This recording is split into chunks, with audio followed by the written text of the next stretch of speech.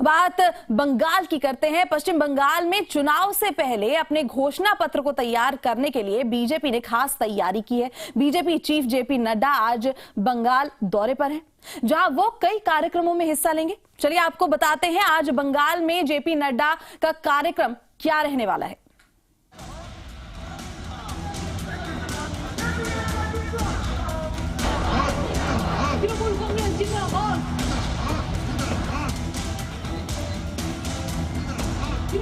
बंगाल विधानसभा चुनाव में जीत के लिए बीजेपी और टीएमसी दोनों बराबर की जोर आजमाइश कर रही है। प्रधानमंत्री नरेंद्र मोदी से लेकर गृह मंत्री अमित शाह लगातार बंगाल के दौरे करके लोगों का विश्वास जीतने की कोशिश कर रहे हैं। तो इससे घबराई ममता बनर्जी लगातार बीजेपी के नेताओं के बंगाल दौरों को दगाबाजी बता रही हैं। तृणमूल कांग्रेस सब तोलाबाज, तृणमूल कांग्रेस तोलाबाज, और आपनी तो सबसे बड़ा दंगाबाज, धांधाबाज।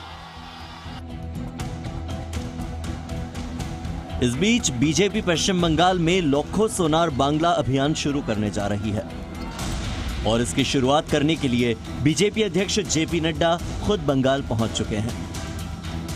ममता जी, बंगाल के लोगों ने तय कर लिया है भारतीय जनता पार्टी को लाना और आपका जाना, ये तय हो चुका है। ये बात जेपी नड्डा लोक्खो सोनार बांग्ला अभियान के जरिए बीजेपी बंगाल के करीब 2 करोड़ लोगों से उनकी राय मांगेगी और इन सुझावों को विधानसभा चुनाव के लिए अपने घोषणा पत्र में शामिल करेगी।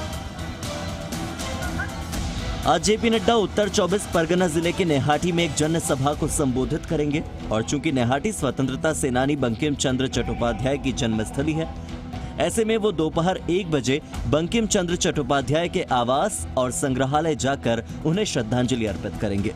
बैरकपुर के गौरीपुर में दोपहर 1:30 बजे नड्डा एक जूट मिल वर्कर के घर पर जाकर भोजन करेंगे। इसके बाद दोपहर 2:45 पर आनंदपुरी कालीबाड़ी मंदिर में वो दर्शन करने जाएंगे। फिर दोपहर 3 बजे जेपी नड्डा आनंदपुरी खेल मठ में पार्टी के नवद्वीप क्षेत्र की एक परिवर्तन यात्रा के समापन अवसर पर रैली को संबोधित करेंगे। इस बार नड्डा बंगाल के कई महापुरुषों को श्रद्धांजलि देने वाले हैं। नड्डा कवि सुकांत भट्टाचार्य को भी श्रद्धांजलि देंगे।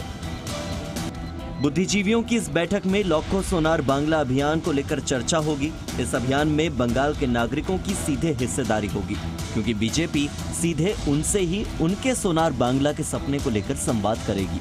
लोक्खो सोनार बांग्ला अभियान के तहत सुझाव लेने के लिए बीजेपी कई तरीकों का इस्तेमाल कर रही है। इसमें हर विधानसभा क्षेत्र में एक एलईडी रथ चलाया जाएगा, यानी बंगाल के 294 विधानसभा क्षेत्रों में 294 रथ चलेंगे। इन रथों में एक आइडिया बॉक्स होगा जिसमें लोग अपने सुझाव लिखकर डाल सकेंगे। इसके अलावा डिजिटल माध्यम जैसे मोबाइल या टैबलेट के जरिए भी लोग अपने सुझाव भेज सकते हैं। बीजेपी ने अपने जनप्रतिनिधि जनता के बीच से चुनने के लिए अपने पार्टी के चुनाव कार्यालय और मुख्यालय में ड्रॉप बॉक्स भी लगाया है, जहां विधानसभा चुनाव लड़ने के लिए आवेदन जमा किए जा सकते हैं। सूत्रों के मुताबिक अभी तक 8000 से ज्यादा लोगों ने अपने आवेदन जमा किए हैं। ये लोग बंगाल में विधानसभा के चुनाव में बतौर बीजेपी प्रत्याशी लड़ना चाहते हैं। यानी कुल मिलाकर बीजेपी बंगाल के एक व्यक्ति की नब्ज टटोलकर उनके अनुसार अपना घोषणा पत्र तैयार करेगी, उनके सपनों के बंगाल को बनाने की कोशिश करेगी और उनके सपनों को अपने वादों में जगह देगी। इस बार बीजेपी बंगाल के लोगों की बात अपने मंच से कहेगी। ब्यूरो रिपोर्ट, जी मीडिया।